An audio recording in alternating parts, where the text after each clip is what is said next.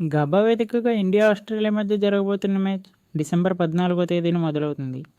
ఈ match timings వచ్చేసి morning 5:50 AM start అవుతుంది.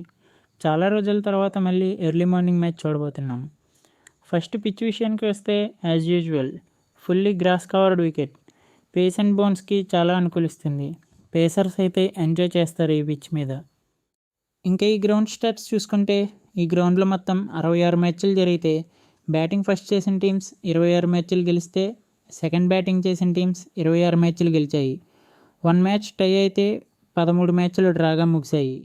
ముందుగా మ్యాచ్ విషయానికి వస్తే ఇండియా గాబా వేదికగా ఇప్పటి వరకు 7 టెస్ట్ మ్యాచ్లు ఆడితే అందులో 5 మ్యాచ్లు ఓడిపోగా 1 మ్యాచ్ డ్రాగా ముగిసింది. మన వాళ్ళు ఒక మ్యాచ్లో మాత్రమే విజయం సాధించారు. అది కూడా 2021లో అదిరిపోయే విక్టరీ కొట్టారు. ఆస్ట్రేలియా టీంకి అయితే ఈ గ్రౌండ్లో మంచి రికార్డ్స్ ఉన్నాయి. వాళ్ళు ఈ గ్రౌండ్లో మొత్తం 66 మ్యాచ్లు ఆడితే 42 మ్యాచ్లు గెలిచారు, 10 మ్యాచ్లు ఓడిపోయారు.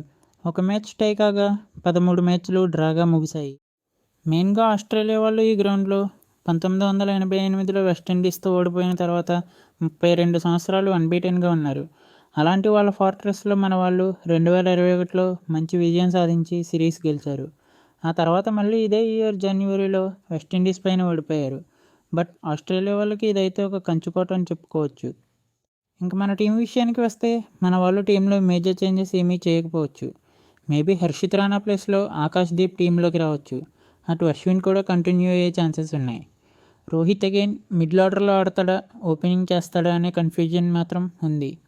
మళ్ళీ KL Rahul and Yashasvi Jaiswal opening పేర్గా కంటిన్యూ అయ్యే ఛాన్స్ కూడా ఉంది.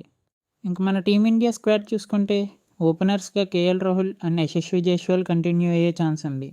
Number 3 Shubman Gill, number 4 Virat Kohli, number 5 Rishabh Pant and KL Rahul open చేస్తే నెంబర్ 6లో రోహిత్ శర్మ, నెంబర్ 7లో Ravichandran Ashwin, number 8 Nitish Reddy, number 9 Akash Deep, number 10 Jasprit Bumrah, number 11 Mohammed Siraj continue అవుతారు.